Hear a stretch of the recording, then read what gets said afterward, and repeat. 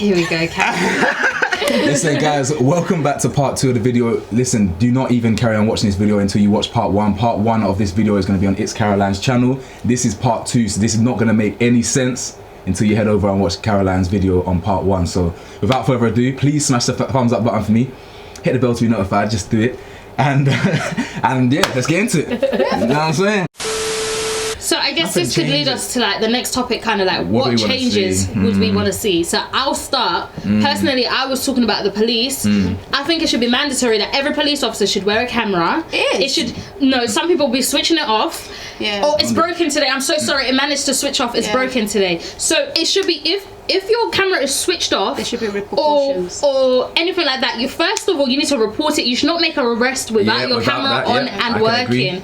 If it is not and a crime was committed, you're gonna face time because you messed up. Or at least the arrest isn't warranted or whatever. Because I think that's how it has to work, because there's been too many situations where a black boy is saying I didn't do that, I didn't hit him, I wasn't resisting, and they're like, yes, you was. And it's okay, where's the evidence? Okay, where's your body cam? Oh, it was switched off, battery died, and that's the end of it. Done.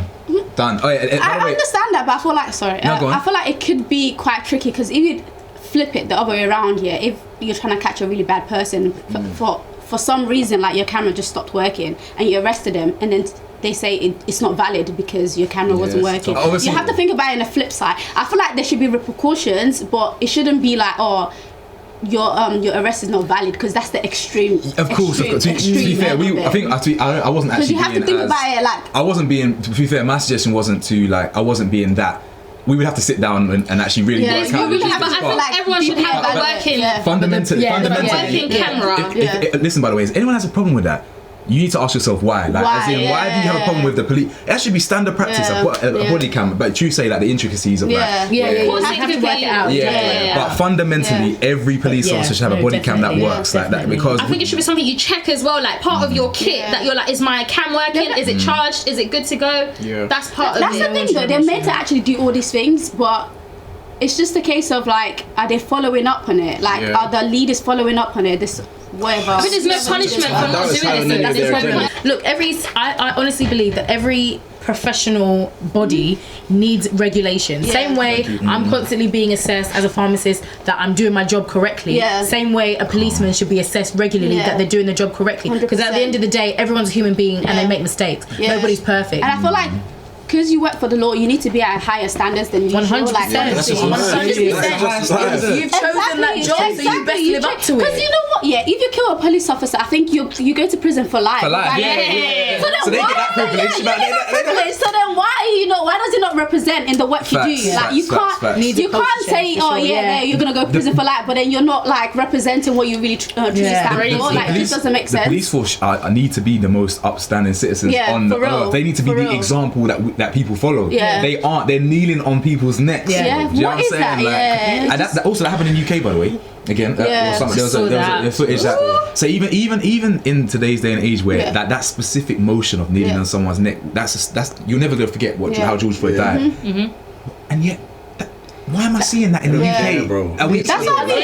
I don't understand. That's what I mean. Because it's so blatant in your face. There's certain movements that you can't do that's prohibited, like I think you can't choke and stuff like that. So they need to like. There's no punishment. That's why they don't. It's the thing of they can always justify everything. Every single thing. Everything they can say. He was really resisting. Like I didn't know what else to do. I was scared for my life. That's what they do. Whereas it should be standard. If you do this, you're doing jail time. Put your knee on someone's neck. You're doing jail time. You're losing your license. Something like that. Standard. If I was doing that to you on the floor right now and the police saw that, I'm going jail. You're going to jail. It's crazy. Me personally, I want to see. That's literally violating your human rights. Like how do you just step on that in the name of for what? For what? Exactly. As in, for what? Honestly, was that honestly in the case of George Floyd, was that check that deep? I think it was $20. You know, it was $20. It was $20. Honestly, true. I don't care whatever he did. Honestly, he could have done anything. But what they did was wrong. They should have reprimanded him in the correct way. I don't care what crime he did, but to be kneeling on someone's neck like that, and they're saying I can't breathe, like why? How do you even feel comfortable enough to do that?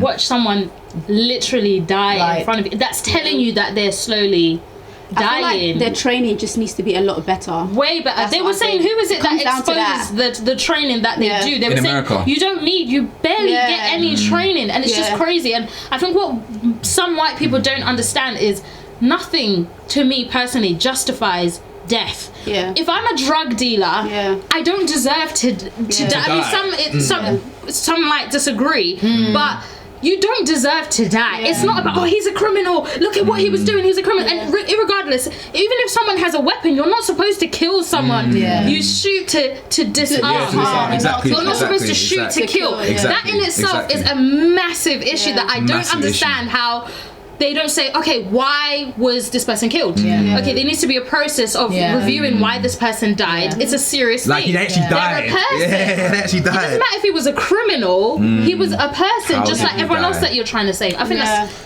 it's almost like it's almost like there should be an investigation into every death. What is there? There is meant to be. There's meant to be. There's supposed to be. But I just feel like no resources. But when the thing is, all of a sudden there is no investigation when it's a police officer doing the killing. It's kind of no one see this. I think the police are just too emotional sometimes. Like, I feel like when you're in that kind of job, you need to kind of just have your wits level-headed, level-headed, cool. They're all hotheads. But like they're just too. Something goes wrong. You need to relax, Oh, you're doing the mad thing. That should be part of training, though. That should be part of training. How to keep calm in a situation. You get people that test you. Don't get me wrong. There's people that really try you. But why are you all of a sudden? Oh, that's it. You're dying. That's it. And I feel like there also needs to be some sort of emotional evaluation, and in terms of like they need to ask questions that really test if you're racist. Like they really need to, because you have so many. I feel like it comes down to like having so many racist police officers, because they're just like, fuck you, like I don't know. Exactly. I think it's probably I feel like it needs to come down to that, because really and truly, like they need to go through therapy and everything. Like honestly, it's so important. Like I can't stress how important this is. Like really, like if you're carrying a gun, you need to be evaluated in every single possible scenario. I don't care. Like you're carrying a gun, you can kill anyone. America's backwards like that. Mad. Like I feel like they're just giving gun to any time they can carry. Like just carry. Someone was saying that, because you know that kind of like that bias and prejudice, like assessing if someone is biased. People were talking about how that should also translate into like healthcare and like the medical setting, because there are doctors, nurses, 100%. healthcare professionals who are racist, and they are looking after somebody who's sick and vulnerable, and they should be tested for whether they are. The thing is, people, because there's unconscious biasness. Like it's just people seem to forget that when you put on a uniform, if you're a doctor, if you're a police officer, if you're a fireman, you forget that you're human. You do have to realise who was marching in these KKK meetings. Your judges, your police officers, your next door neighbours, bro. Do you know what I'm trying to say? Like people forget that. Say how many times I can hold my hands up. You know, when I was young and ignorant, I've had horrible thoughts or maybe prejudiced thoughts before I grew up, and you know what I'm saying, before I matured. Imagine if I then didn't lose that and I worked I was a teacher, for example. I'm teaching your kids. I could be slipping in a few little unconscious. Do you know what I'm trying to say? And people really think that racism doesn't exist all of a sudden. Like, I don't understand. Irritating. Madness. And like, I think another change, obviously, education standards. Because I was talking about in secondary school. Everyone knew what slavery was, but I didn't know how bad it was. I didn't know, because when you're younger, like I think you might experience it, but you don't know what it is. So you see things around you, but I never knew, like, whoa, that's racism. This is racist. So I think it should be mandatory for all children, especially white kids, to sit through and learn history of exactly how bad it was. And teaching ways to, I don't know how to explain it. Like, you know how they have like sex ed, for example, literally on how it's not to be racist. The whole point of history is that we are supposed to learn from it. Unfortunately, history constantly repeats itself, but it shouldn't. We should be learning from the mistakes that we've made and moving forward. So absolutely. But they don't teach it. I don't think we even taught. That's a nuts concept, you know. That actually we have not learned from anything. We haven't learned anything. Keeps happening. Like it's been literally. You can't even say, guys, it's only been a year. Like it's been so long. Mad. But I feel like in that case we really have to be careful, because I don't know, if I saw that in secondary school, I'd be so pissed off. Yeah. And I don't know how that would like make me play out. Like that's an interesting point. So what, if you were learning about slavery? Yeah, in its depth, because it's actually very heavy. It's very heavy. And you have to think about the age that you're internalizing that as well. You have to be really careful, because I feel like it's so easy to be like, you need to learn about this, but I try to look at a flip side always. Yeah. And I don't know, if I learn about it, I don't know how I would feel about like, because like you said, you're young at that age. I don't know how I feel about like my white peers, and I'm just thinking,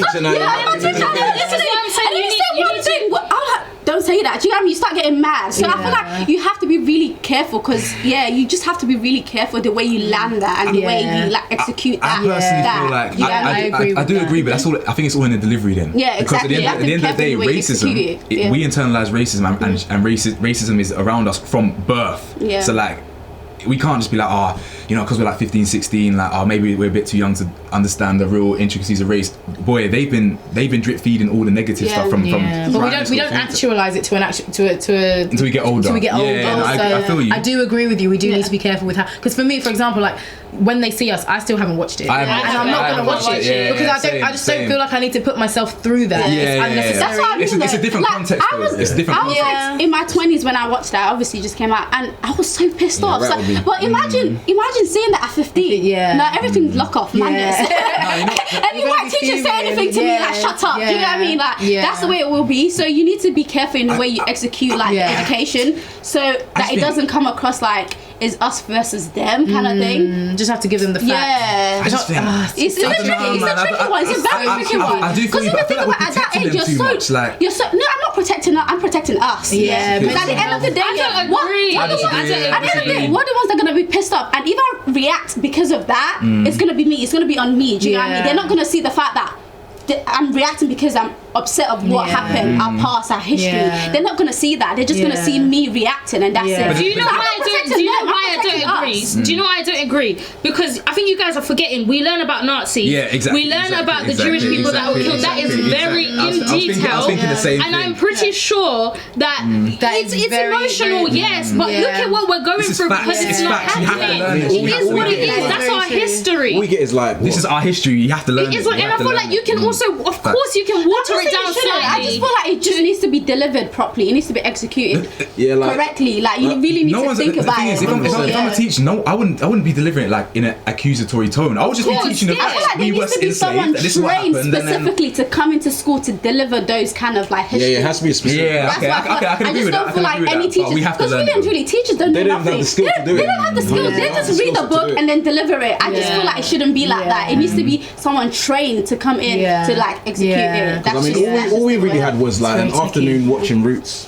I didn't even have that, man. I think we watched. That was like the depth. Yeah, you want to remember the Titans. You watch stuff like that. You're just like. You just didn't really get anything that showed you what it might have actually felt like. What it was actually like. And like you said, the teachers. What if it's someone that is biased, unconsciously biased, or like racist delivering that? Just in what tone are they going to deliver it? That's why I feel like you need to be careful in the way like. You teach, what you were saying about the police and about doing tests and things like that, not so like regimented like that, but I think every profession should have an element of, especially when you're working with even other at my workplace they do, and I only work actively even though it's online based, but it's just don't test you. It does have to be done, but I think also if it was normal, like you just not test you, but you have to read on like unconscious bias and like they make you have like a training, training, like a test.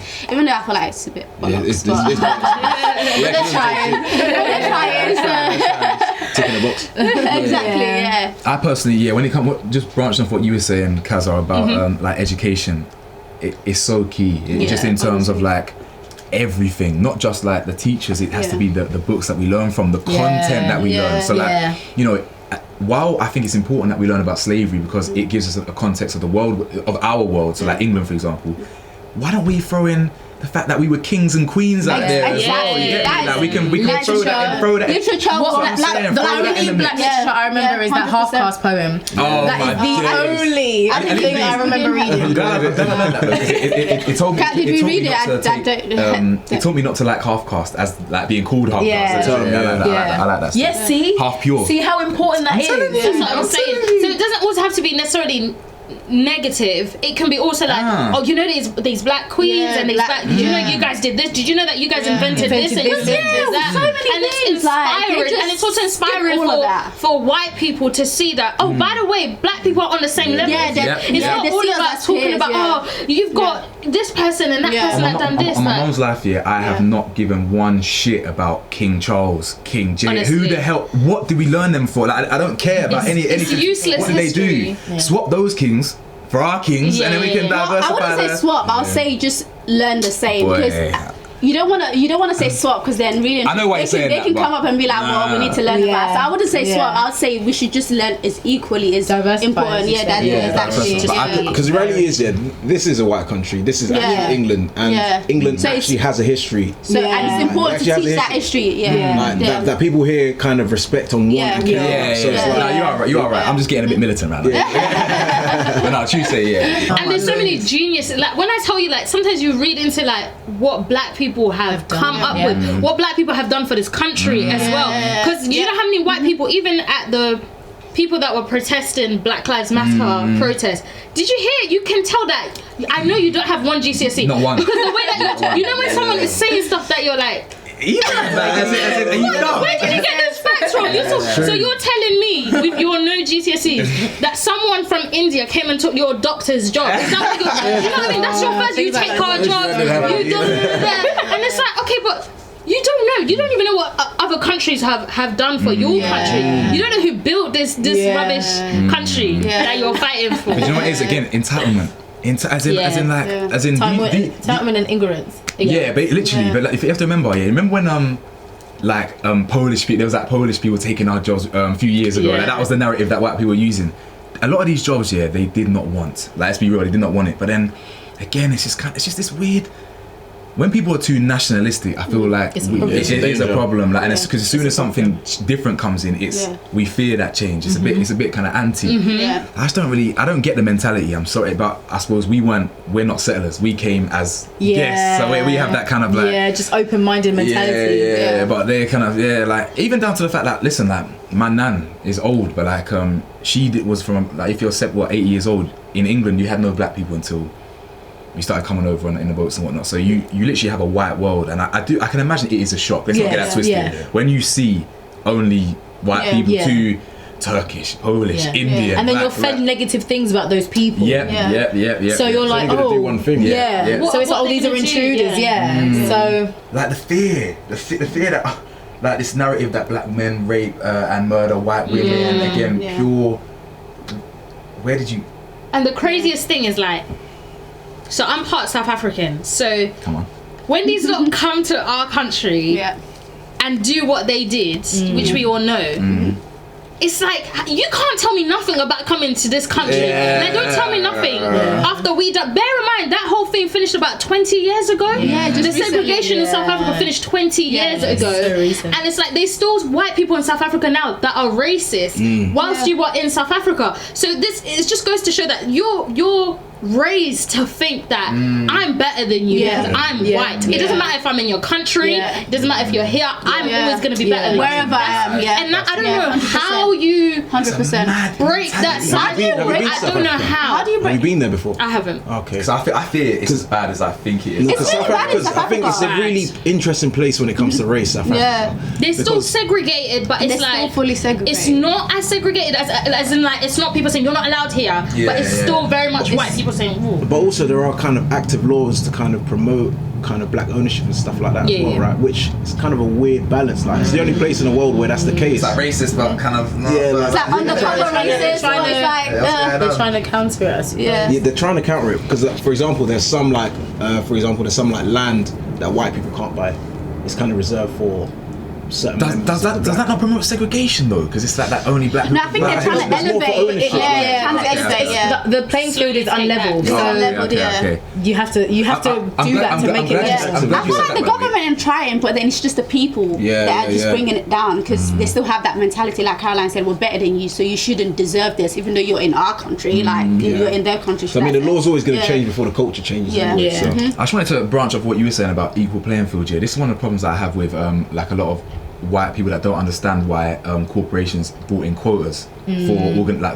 like, oh, we need to have a quota for, because the go-to white excuse is, you should get the job based on your merit, based on your experience, and it's not, okay, we do get that, but it's never been fair. So there's always there's a quota. Of course, that's how it should be, but it's not. That's not even how it is. Exactly. That's the thing is, ask yourself, why are they putting in a quota? Why do they need to do that? They'll go, just because. Everyone's getting too sensitive and too this, and now they're all taking. What? Like, where are you getting that from? It's crazy. I feel like there shouldn't even be a quota or anything. I feel like you shouldn't even have your name on your CV. I can agree with that too. It's the name thing. Don't have your name on your CV. You don't need to have your gender on your CV. Just CV. That's how it is for when you apply for the NHS. Like it's completely. You just have a number. Yeah, you just have a number. That's really good. No, that's good. But then when I go for the interview, you see me. And they see you.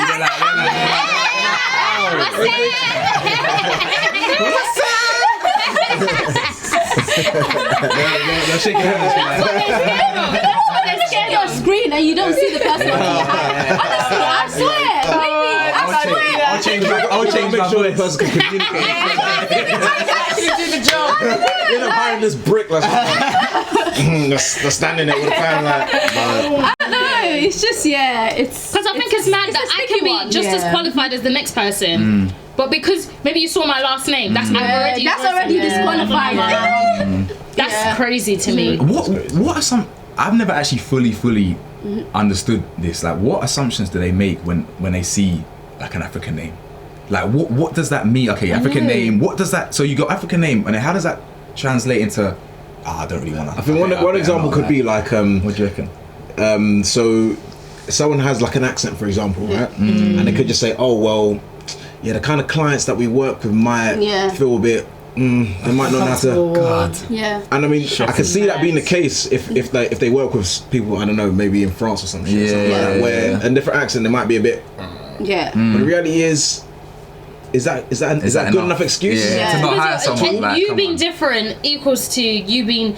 Maybe you're not as good as your job at your job, or you're uneducated. Maybe you're not. You're gonna bring us down. But it's like, why? It Why? Like it doesn't make any sense. There was a lady that was being interviewed, and she's a lawyer, and she was saying that she speaks white, so she would meet up with clients, and they would be like, oh no, sorry, I didn't realize you were black, and she was just like, what does that mean? Like, what am I supposed to sound like, kind of thing. So it's weird, like it goes both ways. I hate that we have to try to not, what is even sounding black, but we have to try to be like, okay, no, I'm not like that. Remember I was talking about my friend that's a coon, like she would be like, no, like I'm not like them, like like in my uni, like she would then try to be more like, oh no, I don't know, like, you know what I mean? People like they hate you just like they hate me. It pisses me off because they're perpetuating the whole thing. Exactly. They're playing themselves. They're playing themselves. One day they'll wake up and realise these guys don't even want me like that. Like, what am I doing? They're in their group chat calling you the N-word.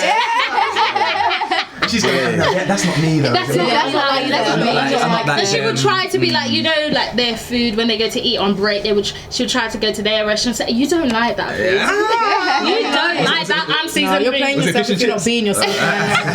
There's just no way. It's mad that there's people out there that defend them. And it's like, you're making yourself. I feel sorry for your children.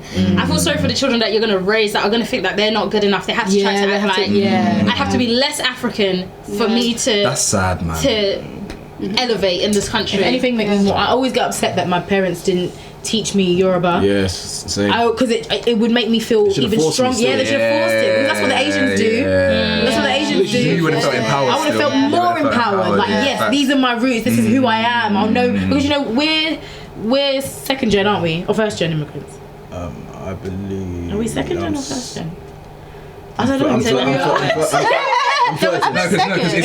because it's first generation the person that arrived or the kid? No, so Oh, which one is it? I other way. Our parents came here and then we were born here. So there's already that identity crisis. Someone told me that people who have like grown up in a different culture in their household, so for example being raised like in an African or Nigerian household, and then going to a school that might be predominantly white, having that culture clash can actually lead to increased risk of mental health disorders. There's actual evidence to say that you are then maybe 2 times more likely or 3 times more likely to develop schizophrenia or bipolar because there is that constant clash, that constant identity crisis. When I'm in school, this is okay. Oh, so you're allowed to do that. Okay, I'm allowed to be like this. When I'm at home, oh no, that's not acceptable. This is the culture. This is what we do. It can. I've never even. It is very interesting. That's what I was saying to you when we were doing my video about the clash of being mixed race. Yeah. The identity issue of I identify as black, but I'm coming home to a white family. I don't see the world the way I'm seeing it. It's like who do you talk to and all of that. Because even then, you know, my parents might not always understand everything that I've gone through because they're, you know, where they came from, race wasn't like that. It was a very different thing. I'm happy though because even with me, I think I can say it myself. I've had moments when I was younger where I would be like, oh, I wish I was. Whereas now I'm like, I feel sorry for people that don't get to experience. If I could speak to my younger self, like maybe 13, 14, I would just be like, babes, like, love yourself. Like, don't even worry about looking at anybody, having your hair straight or having your blah blah blah. It's part of the growth. It's part of the growth. I regret relaxing my hair. I regret so much. It's part of the growth, man. It makes you. The thing is, if you didn't do that, you wouldn't have had this kind of like reinvigorated power, and you realise, I was actually behaving like that. There's some people that are coons. We have to pray for those people. There's some people that aren't actually never gonna get it. And all of their friends, they don't have friends to be like. I can't have my friend acting like that in my group. It just wouldn't run. But there's people that don't have people like us in their group, so they genuinely stay like this. And that's I thought we pray for them. Because that is mad. And that's actually one of the reasons why these videos are so important, by the way. Because I know basically, I remember you saying when we were filming last time that your audience is predominantly black. Hey, predominantly black or not doesn't mean they get it. You feel me? Like, and I'll say people grow up in different types of 100%. I can't lie. Touching on what you just said, the first time that someone was talking about Black History Month and they were like referring to like Asian people, I was a bit shocked and taken aback because I didn't actually understand they were included within the Black History Month thing. Personally, I didn't know that, you know. I didn't know that. Educate us. I didn't know that. That's new to me. This whole BAME thing is irritating to me personally. Initially, I didn't find it irritating until I watched your video. Check that out, guys. Obviously, like I was just like, oh yeah, like it's just what we're called. But until I was like, no, I'm black by myself. And my experience is not the same as an Asian person's experience. Like it's not like at all, so it's irritating that we're group. It's mad lazy. Because the thing is, it's black, Asian, and ethnic minorities. So who's in the ethnic minorities? That's a lie. I'm not pissed about them. There's very different kinds of people in that group. Like, it's irritating. Imagine going for a job interview and literally you got black, white, ethnic minority. This must be me.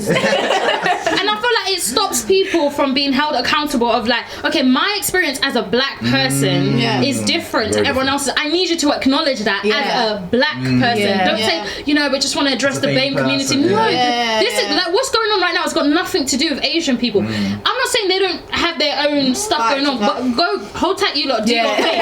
But us lot, we're going through something completely different. So you can't say, you know, the BAME community, we want to apologize. No. As a black person, imagine wanting more black people in high positions and you employ an Asian. And say you're in the community. You're in the BAME community. That's probably why you get like, what's that silly woman in Bristol? No, it's not Bristol. Her name's Prita something. And she's married to the white man. She's the one who's fighting the statue being taken down. And I was like, these are the people that you're saying are minorities. Look at her mindset. She's the one that was saying, why should we take down this statue? It's our history. I'm thinking, hello, like she's Indian, isn't it? She's Indian. It's like these are the people that you have put to represent black people to come and see what she's doing for us. It's crazy. Hey, touching on what you're saying about change, Cam, about the kind of change you want to see. Do you think there's ever a point where there's a bit too much wokeness from white people or non-black people?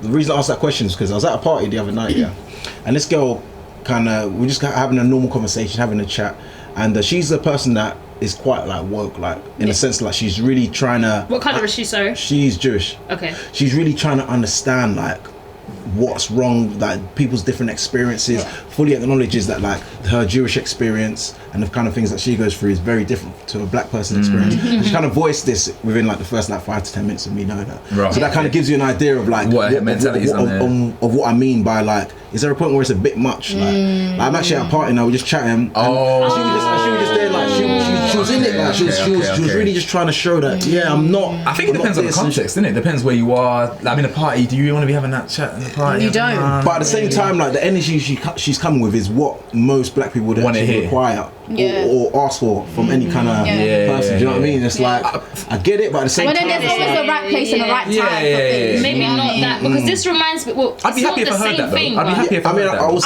happy, but at the same time, it almost felt as if like she just kept on saying, trying to be like, I'm down with it. I'm down with it. And I was just like, I'm not like them. Cool, I mean, I get it. Like, so isn't that the white people that go above and beyond to prove that she's going above and beyond? They kind of get it. She's going above and beyond. And I was just like, there's a time and a place. But then it just makes me question it though, because why are you so like? I don't know. It's just. I think what it is, it's genuine. It is genuine. But what it is there's another. With covert racism, there's another point I made in another video, which was when white people feel like they need to do more when they're around black people. You don't need to act more ethnic around me. You don't need to, that's when they start doing all this, so you like a bit of this, and it's like, you don't need to what we're trying to do is not be above white people. We're want to be equal. So you don't need to do more to be around me. I appreciate you being so passionate about this.